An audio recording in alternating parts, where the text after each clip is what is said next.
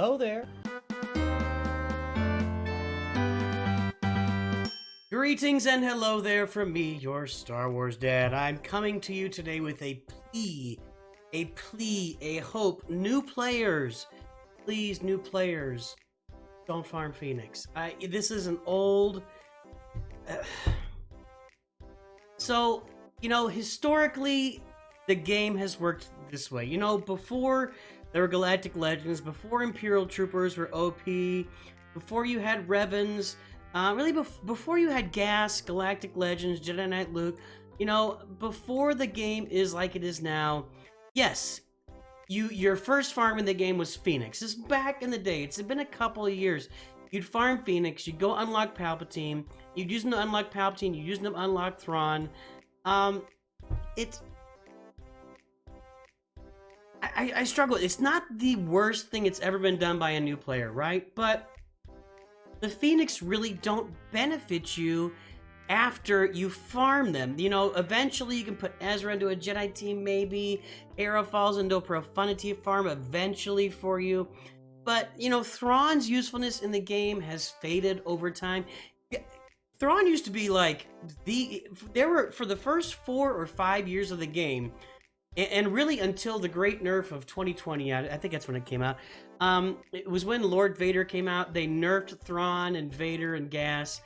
Before that, he was one of the most effective characters in the game from the time he was released until that nerf. He was amazing, and this farm made sense. I guess that's what it really comes down to. Until the great nerf of was it 2020? I don't remember, guys.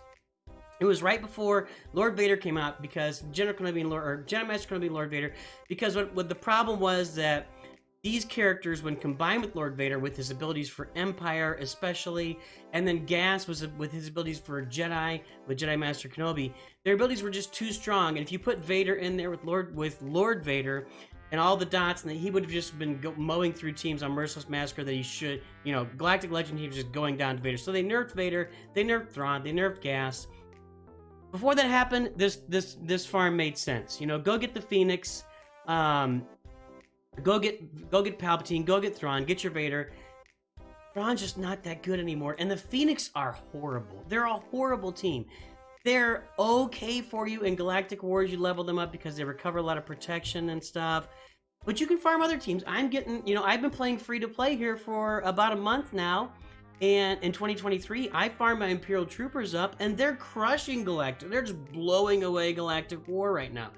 There are just so many teams you can farm.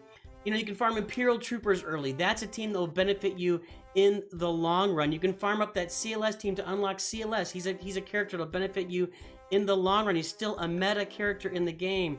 You can farm those Geos early. I mean, honestly, they will benefit you much more than a Phoenix team. And you can still get Vader, and you can still get those Rebels to get Palpatine as you go. I'd rather see you double up on Palpatine and CLS with the CLS requirements, right? With your Farm Boy Luke, your Princess Leia, your Stormtrooper Han, your Old Ben Kenobi, and your R2. I'd rather see you use those doubled up to get Palpatine. Obviously, it's kind of a mix there, right? You gotta get five Empire characters to get R2, but I think you can do that with Troopers very easily. And Troopers will help you throughout the entire game. They're an end game team. You'll have them throughout the entire game. CLS, if you go get CLS, you'll have them throughout the entire game as you farm up the rest of that team with Han Solo, Chewbacca, 2PO, and 3PO. You'll have that team through the end of the game. Phoenix, you'll have them for like a couple of months, and then they're useless. I just want new players. Please, stop looking up old farming guides and farming Phoenix as your way. Now, I'm gonna give an excuse here. This is Christos. I talked with him. I did a dad talk with him. It's gonna be out this weekend. He started the game a long time ago, then quit for like 4 or 5 years, then came back, and he's redoing this. I almost think it's worth starting from scratch at this point, but please, new players, unless you've really decided that your passion project is Sith Eternal Emperor, and he is the guy that you want on your roster first, don't farm the Phoenix. The Phoenix aren't worth it. You're better off doubling up on a CLS farm to go along and get you're better off with a Rebel farm that'll get you Palpatine and CLS, rather than the Phoenix farm that'll get you Palpatine and Thrawn right now. That's all I'm saying. Stop farming the Phoenix. It's not the way to go in 2023. Hey, sorry if I disappointed you. Sorry if you're already into the Phoenix. You can just stop and move on to something else. Hope you have a great day. I'll talk to you soon. Always remember, it's too good.